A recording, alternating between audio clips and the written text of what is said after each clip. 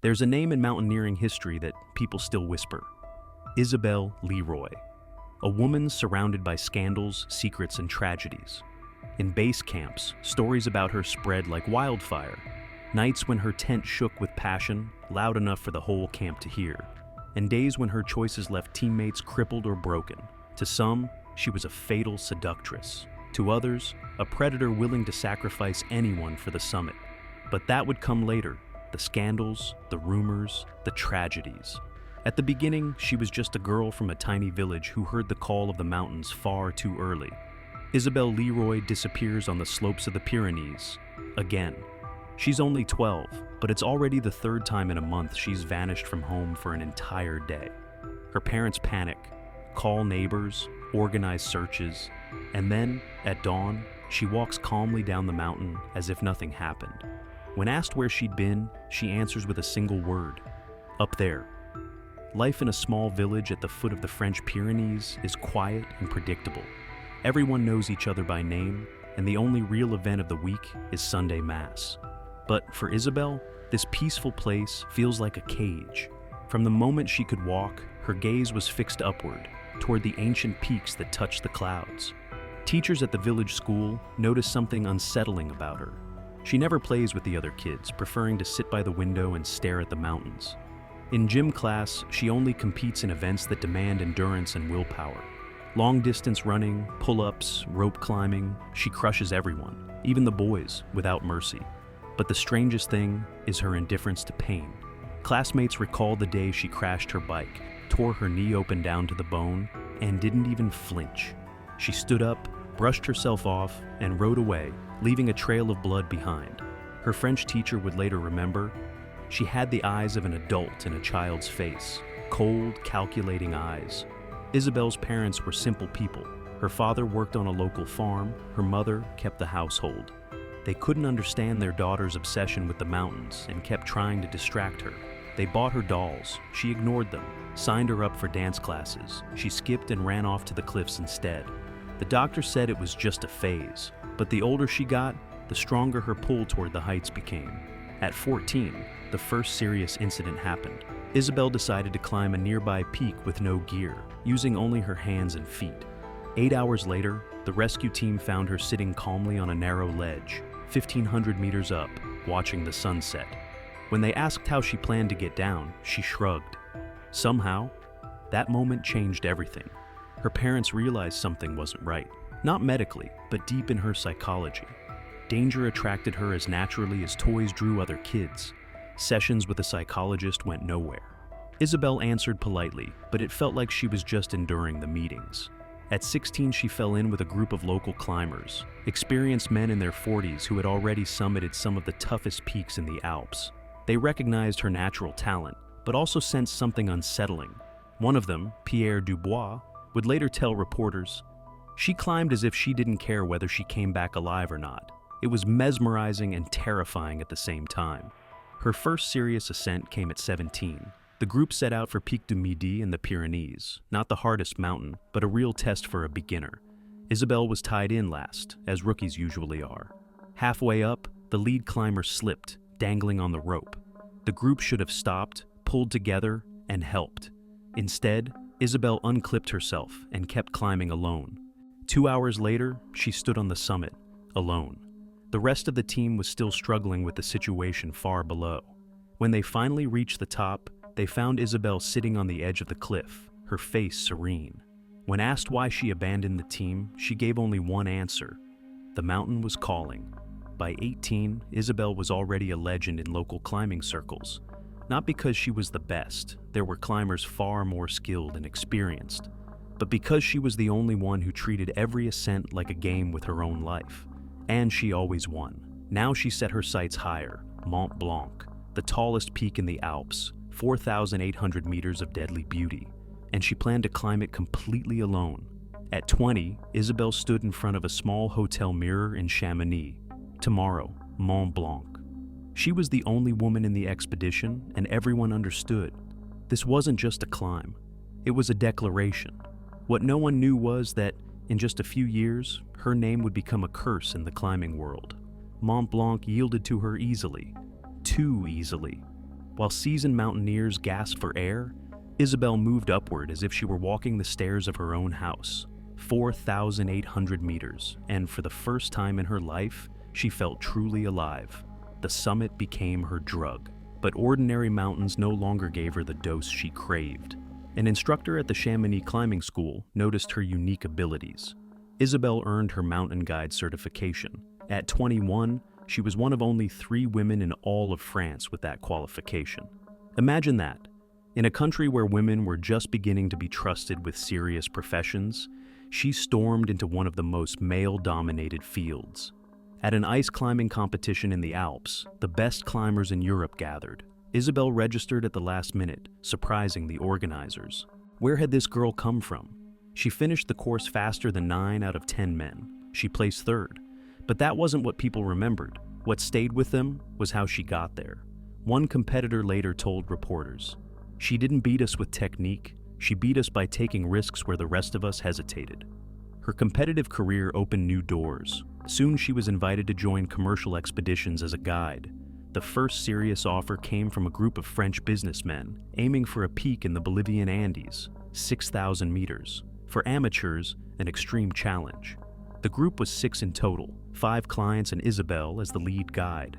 Among them were a banker from Lyon, a restaurant chain owner, and 2 lawyer brothers. All of them were in good shape. All had completed training courses.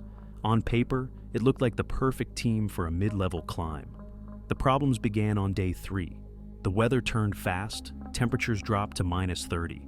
Isabel insisted they push on. Some hesitated, but she convinced them with simple logic.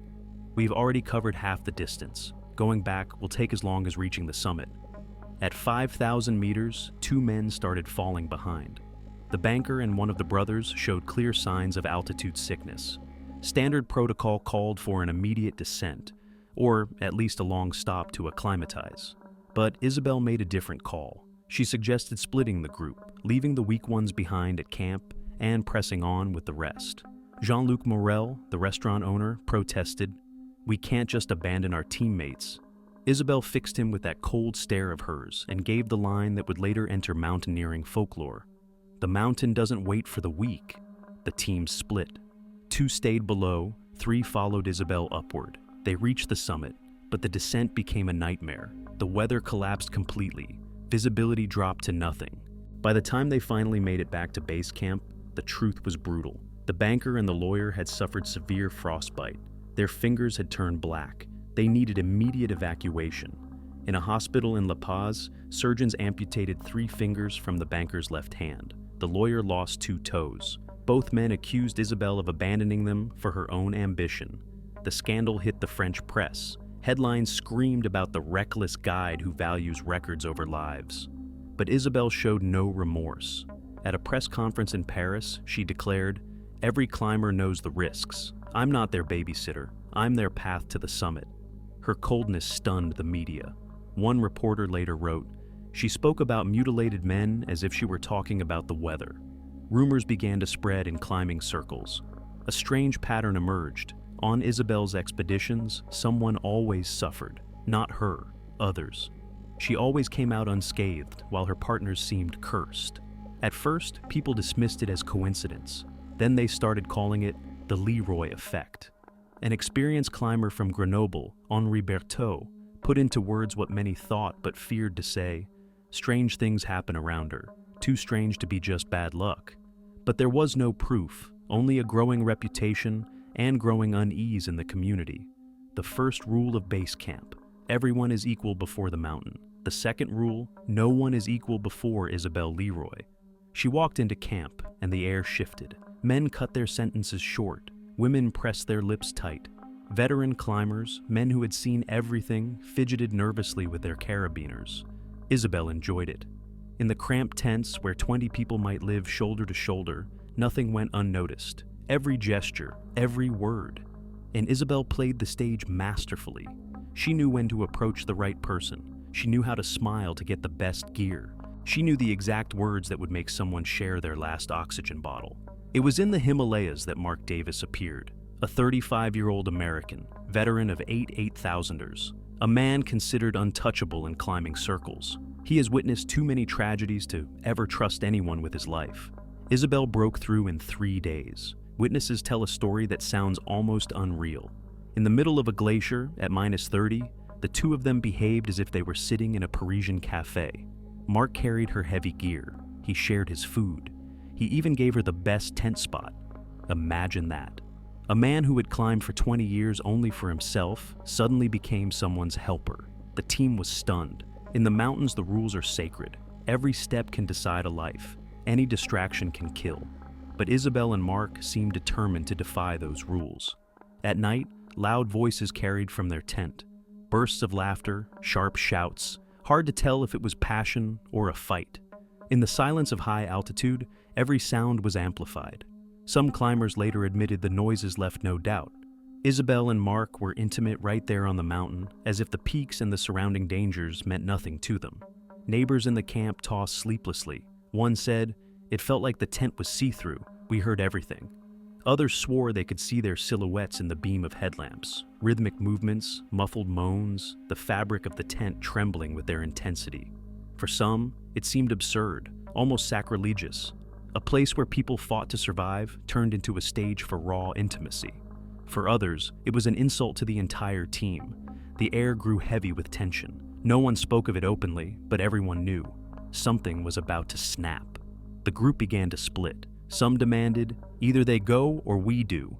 Others tried to smooth things over, but the unease only deepened. Soon it felt like Isabel's relationships were more of a focus than the climb itself. Then came Fitzroy, a mountain that wasn't just a peak, but a beast of granite and ice. Over 3,000 meters of sheer vertical walls. Weather that could flip from clear skies to a whiteout in minutes. On the 3rd day of the ascent, things erupted. That night, shouts came from Isabel and Mark's tent. At first, hoarse words like an argument. Then sounds no one could quite describe. Later, someone would say, "It was like passion and a fight rolled into one." Imagine that. Love, jealousy, and exhaustion colliding at 3,000 meters. The night dragged on with those sounds. No one slept. People listened, exchanged uneasy glances. At dawn, Mark stepped out of the tent. His face was scratched, his lips split. He silently packed his gear. The only words he left behind, "I'm going down." Isabel stayed behind, cold as the face of Fitzroy itself. She sat down to tie her boots as if nothing had happened. Not a word about Mark, not a flicker of emotion. Only indifference and her eyes fixed upward, toward the summit lost in clouds. 2 hours after Mark's departure, disaster struck. French climber Pierre Moreau fell into a ravine during a routine traverse. A section so simple even beginners could handle it. His rope had been cut. Isabel was the first to reach the scene. She screamed louder than anyone. She organized the rescue. She rappelled into the crevasse on her own rope, risking her life. Pierre survived, but with severe injuries. He would never climb again. The investigation revealed a chilling detail. The rope that snapped belonged to Pierre himself, but the cut was so clean, so professional, that experts were baffled. Who could have done it? And more importantly, why? Isabel testified as a witness. She said she'd seen Pierre the night before, checking his gear. Everything looked normal. She couldn't imagine who would tamper with his rope. The case was closed without answers, but in the climbing world, dark rumors spread. After Fitzroy, Isabel changed tactics completely. No more teams, no more entanglements, only the 8,000ers, only extreme alpinism, only her against the highest peaks on Earth. At 23, Isabel received a letter that would change her life. An international Everest expedition was recruiting strong climbers for a spring attempt in 1991. Despite the scandals, her technical reputation was flawless. The organizers were willing to overlook the whispers for the sake of her skills. Everest, the holy grail of mountaineering. 8,800 meters, where every step could be the last. Isabel knew this was her chance to prove that all the talk of a curse was nothing but envy. She accepted, unaware she was stepping into a climb that would change her fate forever. The team was elite. Climbers from 7 countries, each a world-class professional. The expedition's budget topped $500,000. Isabel earned her place through reputation. But trouble started before they ever left base camp. Other members complained about her behavior. She criticized the ascent plan, demanded the route be changed, insisted they climb with the bare minimum of oxygen. The expedition leader, German climber Klaus Müller, tried to find a compromise, but Isabel refused to bend. She wanted the most dangerous route. She wanted to prove she could outdo them all. The first summit push ended in disaster. At 7,000 meters, the team was swallowed by a snowstorm. Zero visibility. Temperatures plunging to -40. Climbers lost one another in the whiteout. Radios failed. GPS went haywire under magnetic storms. When the storm finally broke, the aftermath was grim. 3 members had severe frostbite. 1 was missing. Isabel was found a full day later, at 8,000 meters, higher than anyone else. She returned with blackened fingers and toes. Doctors said another day on the mountain, and gangrene would have set in. But Isabel claimed the impossible. She had been just 100 meters from the summit, 1993. Isabel looked at Everest and made a decision that shocked even herself. She would climb the world's highest mountain completely alone. A New Zealand expedition invited her to join their team, but Isabel gave them conditions. She would climb without a partner, without ropes, without radio contact with base camp. The leader, Rob Hall, a legend of high-altitude mountaineering, tried to talk her down. In the death zone, above 8,000 meters, no one survives alone. The body breaks under oxygen deprivation. The brain shuts down. Any mistake is fatal. Isabel only smirked, said men always underestimated women. Hall gave her an ultimatum. Either she followed the team's rules or she left. Isabel agreed, at least in words. In reality, she climbed her own route. At 8,400 meters, Sherpas stopped her, literally grabbed her pack and dragged her down. Later, they explained, she was already showing signs of advanced altitude sickness, but kept climbing upward. Another hour, and they would have found her frozen. Imagine that. A person losing consciousness from lack of oxygen, yet stubbornly clawing her way toward the summit. After that, the whispers in the climbing world grew darker. Isabel wasn't just willing to risk her own life. She was ready to put anyone near her in danger. Hall would later write in his diary that, for the first time in 20 years in the mountains, he felt real fear. Not from the altitude, not from the weather, from a person climbing beside him. Tibet, 1994. Isabel appeared in the base camp of a Spanish expedition like a ghost out of nowhere. She had no permit, no visa for that part of Tibet, no official papers to join the climb.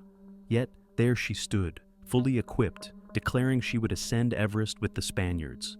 Team leader Carlos Sanchez panicked. Chinese authorities strictly controlled access to the region. Any violation, and the entire expedition could be deported.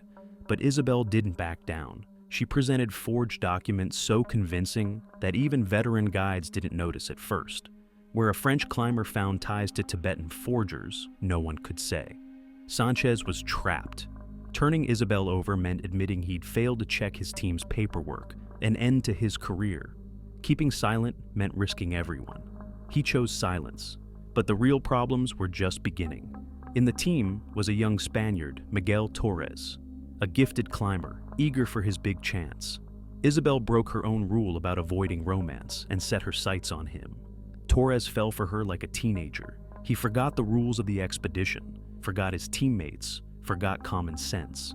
Members of the expedition watched in disbelief. On the glacier at 6,000 meters, where every breath was a struggle, the two behaved as if they were on holiday. Sanchez tried to intervene. He warned Torres that this behavior threatened discipline and endangered lives. But Miguel didn't listen. He was ready to do anything for the woman who had turned his world upside down. At 7,000 meters, the team hit technical problems. Their oxygen bottles were faulty. Half the gear failed in the extreme cold. The summit attempt collapsed. Isabel blamed arrogance and poor planning. She told Spanish journalists she had been sabotaged because the men feared a woman's success. But the others told a different story. They said Isabel had ignored the plan from the start, refused ropes, strayed from routes, persuaded Torres to follow her on separate climbs. And when it was clear the expedition had failed, she abandoned them first. She left the love-struck Spaniard behind and disappeared into the mountains without a word. Torres was found 2 days later, frostbitten, dehydrated, deep in altitude sickness. He was delirious, repeating only one name, Isabel. Doctors saved his life, but not his career. Miguel Torres would never climb higher than 2,000 meters again. After that incident, people began to speak of Isabel differently. If before she was seen as selfish, now she was considered a real danger. Yet in France, she was welcomed as a national heroine. The media built a cult around her. The ice queen of French mountaineering. The woman who defies the world's highest peaks.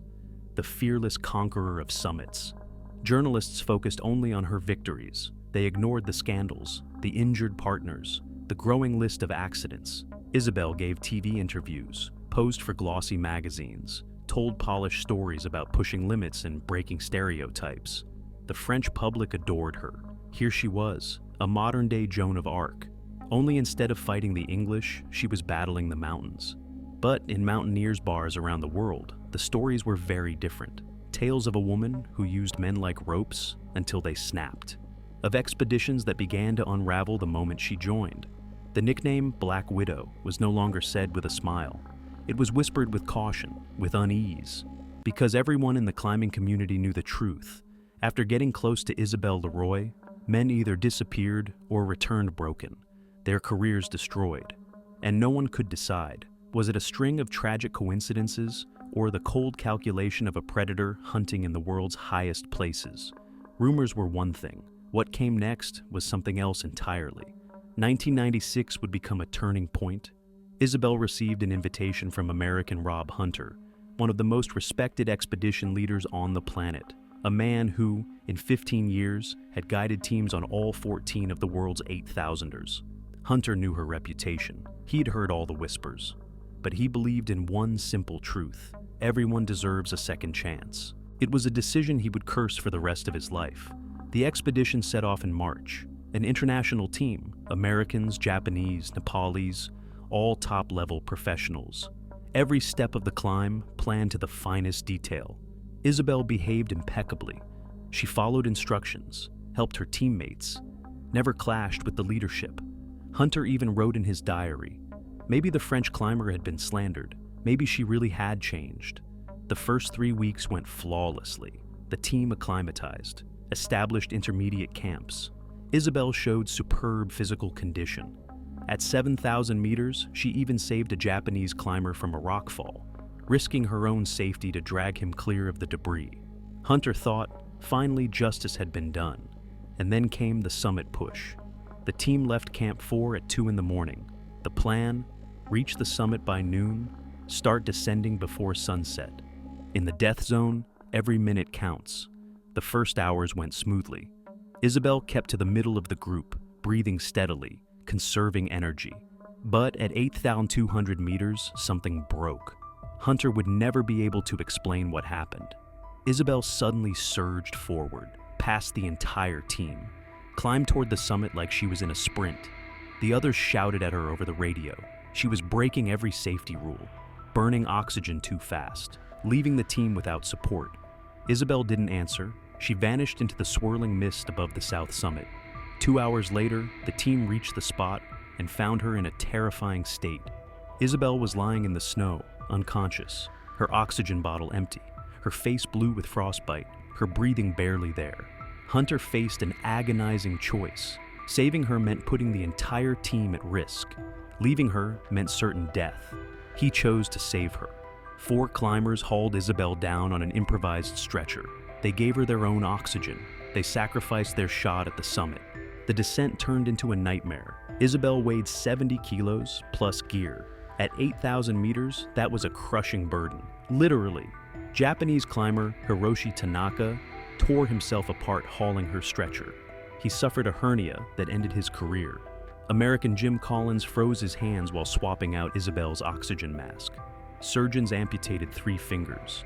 Nepali climber Tenzing Sherpa fell into a crevasse when the rope snapped under the extra weight. He broke his spine. 3 men were crippled, saving 1 woman who had created the crisis herself. And Isabel? She regained consciousness only in base camp. Her first question, had she reached the summit? Hunter looked at her and delivered a line that everyone present would remember. I will never take Isabel on an expedition again. She is a danger. The story hit international media within a week. French newspapers wrote about a heroic attempt on Everest. about brave teammates saving a fearless climber, about the unbreakable spirit of a woman who had gone farther than anyone. The American press told another version, about recklessness that nearly cost 4 lives, about one person's selfishness destroying months of preparation. For the first time, mountaineering journals openly used her nickname, the Black Widow of the Mountains. No longer a whisper in bars, now an official label. The community split in two. Some argued it was discrimination. Men couldn't handle a woman climbing better than they did. Every setback became her fault. Others said it plainly.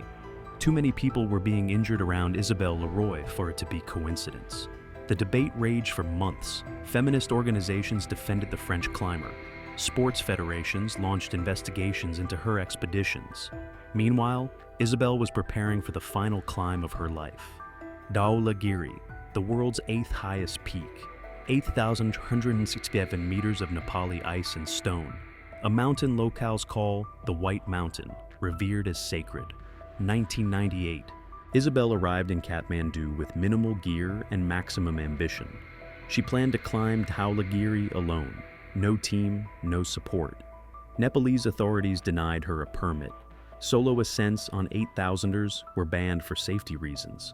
Isabelle found a loophole. She hired Sherpa Pemba Dorje and registered the expedition as a team of 2. Dorje was a veteran high-altitude porter. In 20 years, he had supported more than 100 expeditions. He knew the Himalayas like his own home, but even he sensed something was wrong with this woman. They set off in late April, the most dangerous season. Monsoon winds turned Dhaulagiri into a frozen hell. Temperatures dropped to -50. Visibility was 0. Any reasonable climber would have postponed. Isabelle climbed on. On the 3rd day, they were caught in a storm unlike anything seen in the Himalayas in a decade. Winds at 100 kilometers an hour. Snow so dense they couldn't see their own boots. Base camp lost contact. The rescue didn't start for a week. Nepali military helicopters took to the air.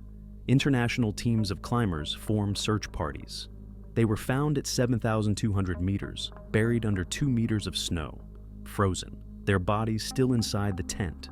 Isabelle in her sleeping bag, Dorjo at the entrance, as if he had tried to escape.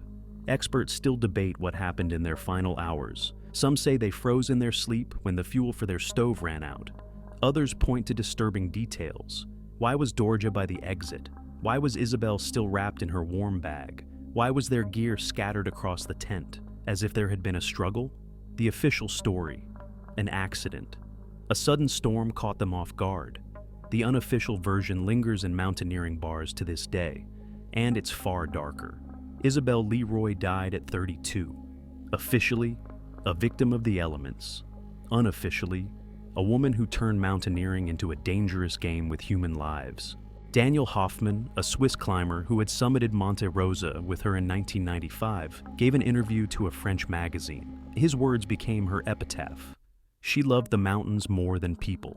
Hoffmann recalled chilling details of their climb together, how Isabelle could stand for hours on the edge of a void, staring into the abyss, how she spoke to the peaks as if they were living beings, how she gave each mountain a name and swore loyalty to it, and how she treated the people around her as temporary obstacles to that great love. In French mountaineering clubs, a memorial plaque was installed. Isabelle Leroy, pioneer, heroine, legend. Hundreds gathered at the unveiling, but half the climbing community stayed away. They remembered another Isabelle, the one who turned every expedition into a battlefield, the one beside whom men lost their health, their careers, and sometimes their lives. Mark Davis, her former partner on Fitzroy, gave a single interview 5 years after her death. His words stunned even seasoned journalists. Isabelle was like a fine wine. At first you think she makes you stronger, then you realize she's destroying you, but by then, you can't stop. That's how Mark Davis described her. He said Isabelle had a gift for finding the weakest spots in men, their fears, their need to impress, their craving to play the hero. And once she got what she wanted, she would cast them aside without a word. Rob Hunter, 10 years after the tragic 96 expedition, wrote a memoir. He devoted an entire chapter to Isabelle. In 30 years in the mountains, I've seen all kinds, cowards and heroes, egotists and altruists. But Isabelle was unique. She treated mountaineering like war, and she was willing to sacrifice anyone for victory. Hunter recalled the moment they found her unconscious on the south summit. He swore there was a smile on her face, as if she had achieved exactly what she wanted. Feminist organizations later rallied against her critics. They staged protests outside mountaineering clubs, demanded apologies from those who, in their words, smeared the memory of a heroine. They built their own version of her story. Isabel as the victim of male chauvinism in sport, a woman punished for daring to compete as an equal. Her nickname, they said, was never about her nature. It was simply a way to diminish her success. Modern psychologists study her as a case of destructive perfectionism, when the goal becomes more important than human connection. But there is another view. Maybe Isabel was simply born for the mountains, and people to her were always secondary. In the small village of Gavarni, where she grew up, guides still show tourists the trails where the lonely girl once ran. They tell romantic stories of how the mountains chose a daughter for themselves. They don't mention how many others paid the price for that choice. The story of Isabel Leroy is a mirror. In it, everyone sees something different. Feminists see a fighter for equality. Climbers see a warning about the danger of ego. Psychologists see a case of obsession turned pathological. And the mountains? The mountains stay silent, as they always do. That's it for now. I'm just starting out, and your feedback is really important to me. Please leave a comment. What did you like in this story, and what should I improve? I read every comment and try to reply. Now a question for you. Do you think it's appropriate to show romantic affection high in the mountains, at several thousand meters, with the whole team around? How would you feel about partners like that? Don't forget to like and subscribe. There are many more stories ahead that we'll discover together.